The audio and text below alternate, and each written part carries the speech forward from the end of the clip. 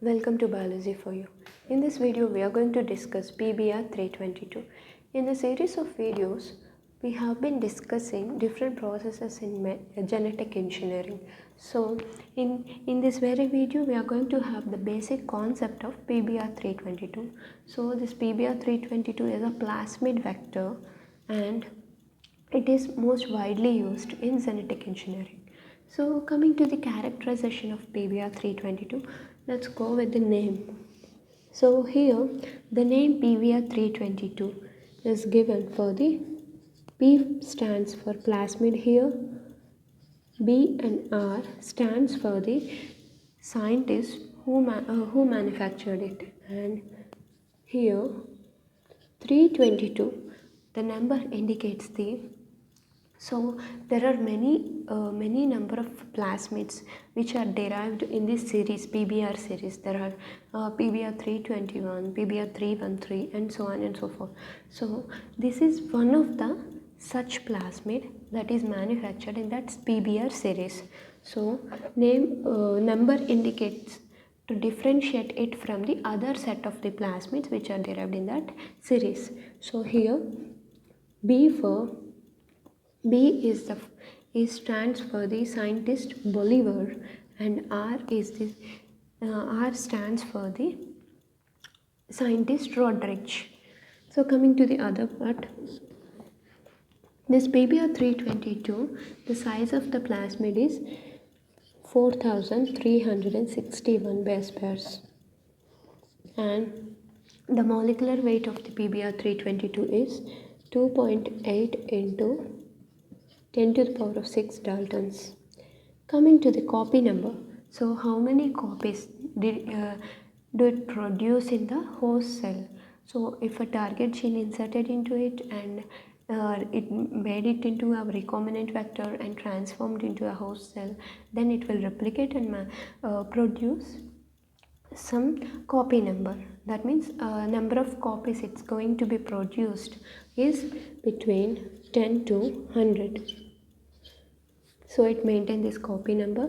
This is basically a intermediate copy number. It's not high or low.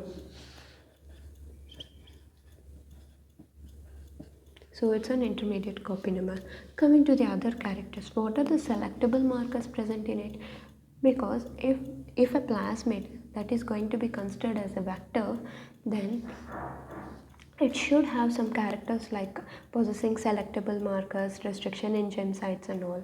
So based on the selectable markers only, we can select the recombinant vectors in the transformed cells. So once after these target genes are inserted into vector and these recombinant vector with target gene is inserted into host cell, then we need to select the host cell which is having this recombinant vector among the host cells which are not transformed, which are not allowed to take up this recombinant vector. So for that, in order to select the transformed cell with this recombinant vector, we need to have some selectable markers. So based on the presence of selectable marker present in this vector molecule, we can select the presence of the vector molecule eventually. So the two types of selectable markers present in this PBR 322, that are amphiserine resistance and tetracycline resistance. So here these two are the resistance genes against this amphiserine and tetracycline antibiotics respectively. Coming to the other part, there are many restriction enzymes. So unique restriction,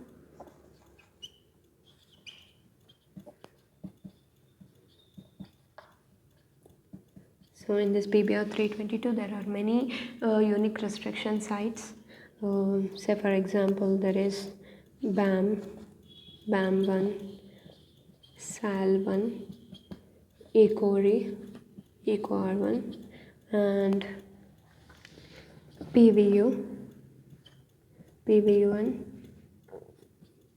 PST1, etc. So there are many restriction enzyme sites. Here this PST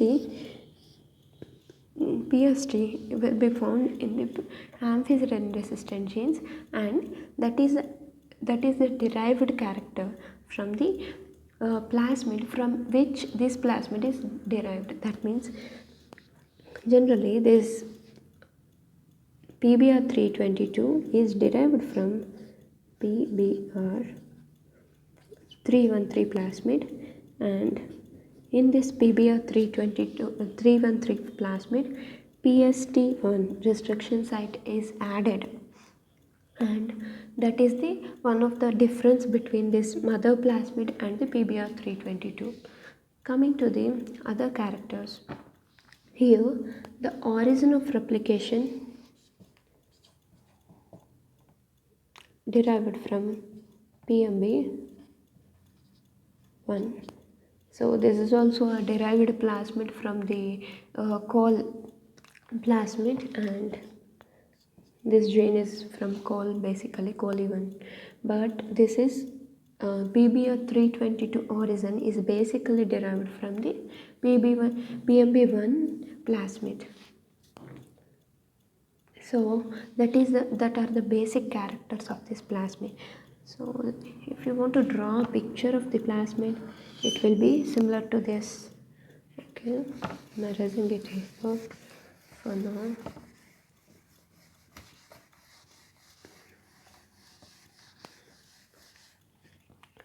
So coming to the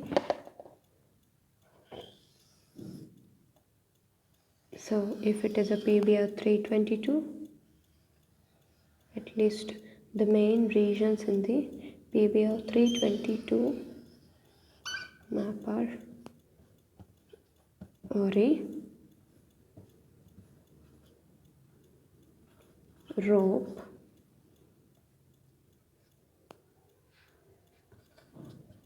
amphiserin resistant gene,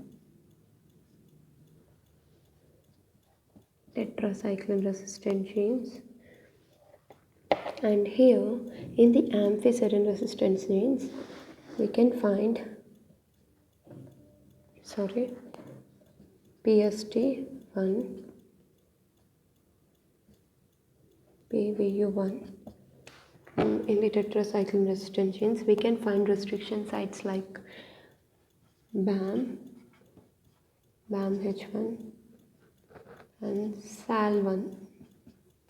So these are at least the popular restriction enzyme sites, and there are many more restriction enzyme sites, and all are the unique restriction enzyme sites. We can use any restriction enzyme for the cutting of this plasmid.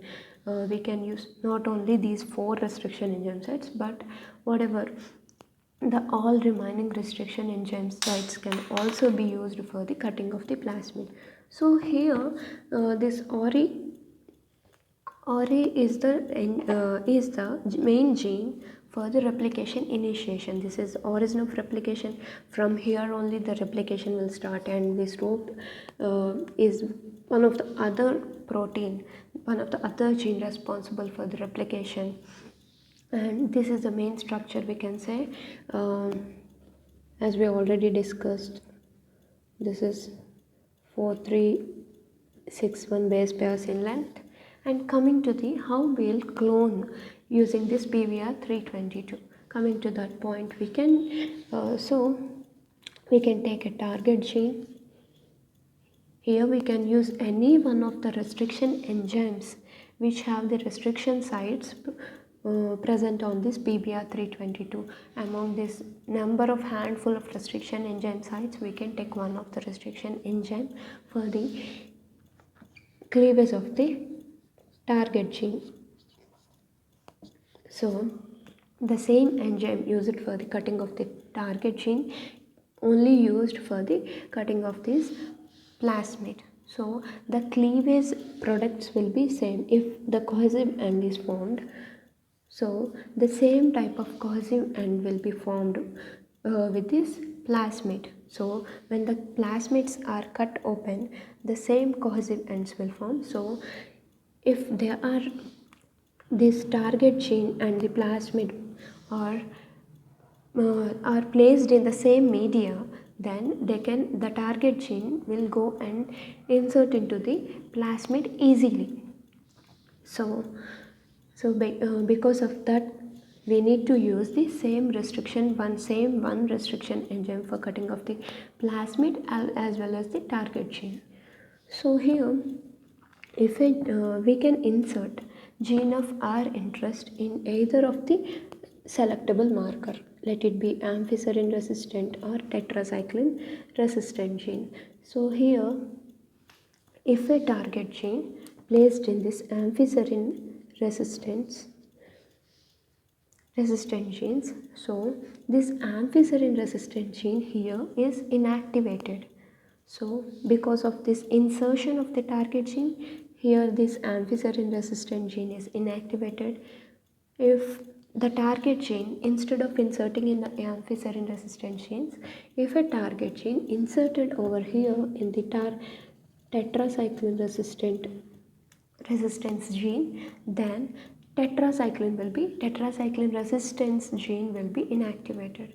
So this is the other criteria for selecting the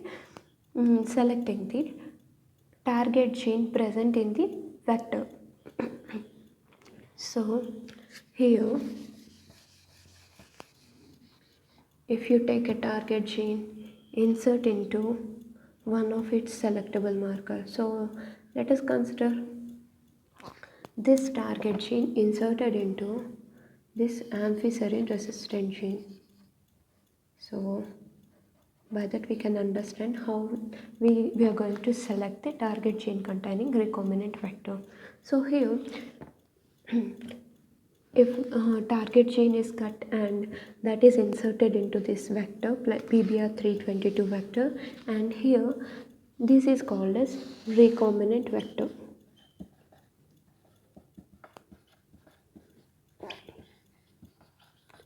So this recombinant vector containing our target gene, and here because of the insertion of the target gene, amphicerin resistance is no more functional. So this is called insertional inactivation. So because of the insertion of the target gene into the selectable marker amphicerin resistance gene is inactivated. This is called insertional inactivation. So if this kind of recombinant vector inserted into the bacteria,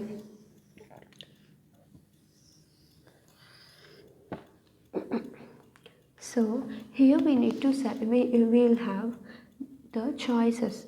We may have this bacteria transformed with this recombinant vector in our culture. So if this recombinant vector is placed or allowed to transform the different bacterial cells present in the bacterial colony. So all of the bacterial cells cannot take up this plasmid. So some of the bacterial cells may take this plasmid or the vector, and some of the bacterial cells may not take. They are unable to take this recombinant vector, and some of the bacteria may have this vector but without this target gene. So if the vector, when they cut with this restriction enzymes, they may self-ligate without taking up the target gene. So some of the vectors are like that. They have the vector but they don't have the target gene. So some of the bacteria with vector plus target gene, and some of the bacteria with vector, some of the bacteria without vector and target gene, those are non-transformed cells.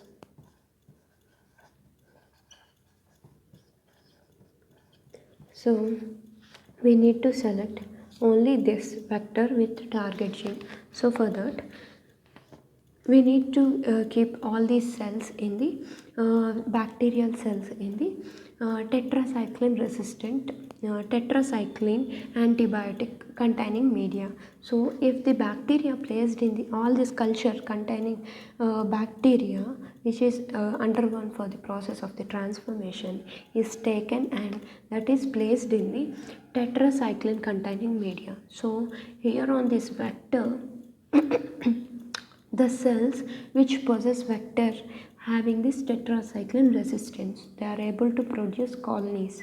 So here non-transformed cells without vector unable to survive in the media containing tetracycline, and the bacteria with the vector able to survive in the media with tetracycline, and the bacteria with vector and target gene will also survive because of the presence of tetracycline resistance. So once after this we need to again place the selected these two category bacteria into the amphicerin resistant gene. Here the colonies which are able to survive are only this vector without the target gene. These colonies which have the vector with target gene are not able to survive in this media. So so based on this way we can select.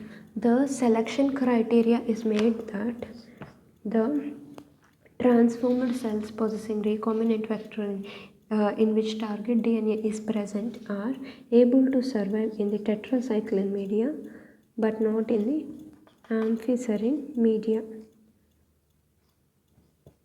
So these kind of